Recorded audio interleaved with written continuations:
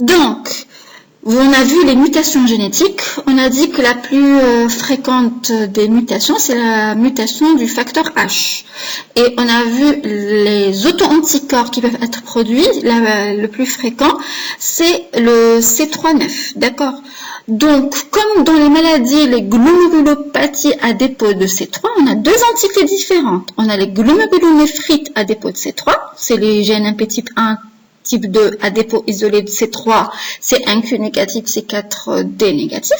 Et on a la maladie à dépôt dense. Donc, je vais vous dire, la question qui se pose ici, puisque toutes ces mutations sont possibles, pourquoi il y a deux pathologies différentes? Pourquoi il y a la maladie à dépôt dense, qui est moins proliférative quand même, et la glomérulonéphrite à dépôt de C3? Pourquoi ces deux entités pour des mutations qui sont presque les mêmes?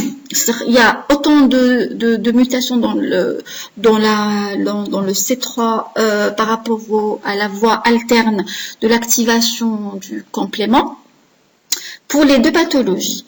Il faut savoir que c'est exactement la même pathologie, mais la mutation diffère.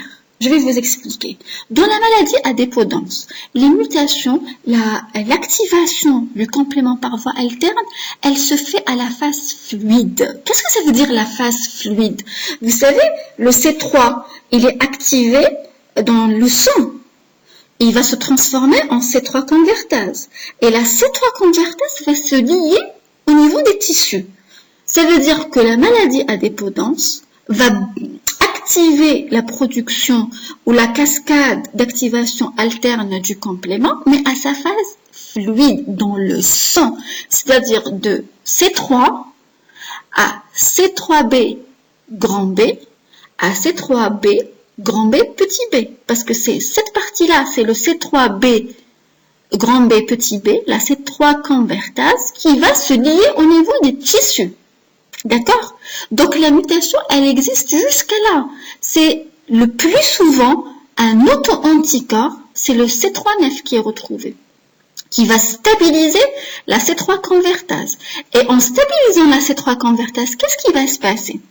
Cette C3 convertase, tellement elle va augmenter dans le sang, le facteur H et le facteur I, qui sont fonctionnels, ils vont cliver le C3b pour éviter parce qu'ils sont activés, en fait, l'accumulation de la C3 convertase va activer une production de facteur H qui va activer le facteur I. Ce facteur I va cliver le C3b, on l'a vu dans la cascade, à C3bi, l'inactif.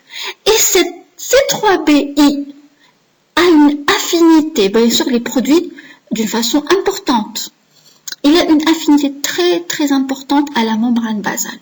Et c'est ça qui explique que les dépôts sont essentiellement intramembranaires et ça va donner une maladie à dépôt dense. Par contre, dans les glomérulonéphrites à dépôt C3, que ce soit type 1 ou type 2, l'activation, le problème se situe surtout à la phase tissulaire. Je vous ai dit que la C3 convertase alterne, le C3b grand B petit b, va se fixer au niveau des tissus. Et ça va entraîner aussi l'amplification de l'activation du C3b, n'est-ce pas? Et la formation de la C5 convertase. Donc, dans les glomérulonéphrites à dépôt de C3, il y a plutôt une activation de la voie alterne par rapport à la phase tissulaire. Donc, on va trouver le C3-9, puisque le C3-9 bloque la C3 convertase, et la C3 convertase, elle se fixe sur le tissu, mais aussi, surtout, la C5-9. Vous voyez ici que la C5-9 est très importante.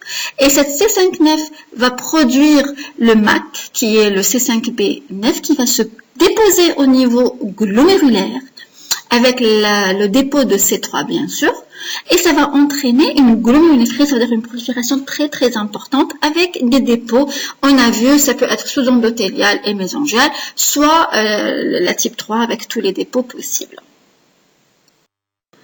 Et la conséquence de ces dépôts de compléments, va entraîner une prolifération mésangiale avec aspect double contour qu'on connaît de la GNM. Voilà, j'espère avoir expliqué cette nouvelle classification. J'espère que c'est plus organisé dans votre tête. S'il y a des questions, enfin j'imagine qu'il y a des questions, n'hésitez pas à les écrire dans les commentaires et à la prochaine, Inch'Allah.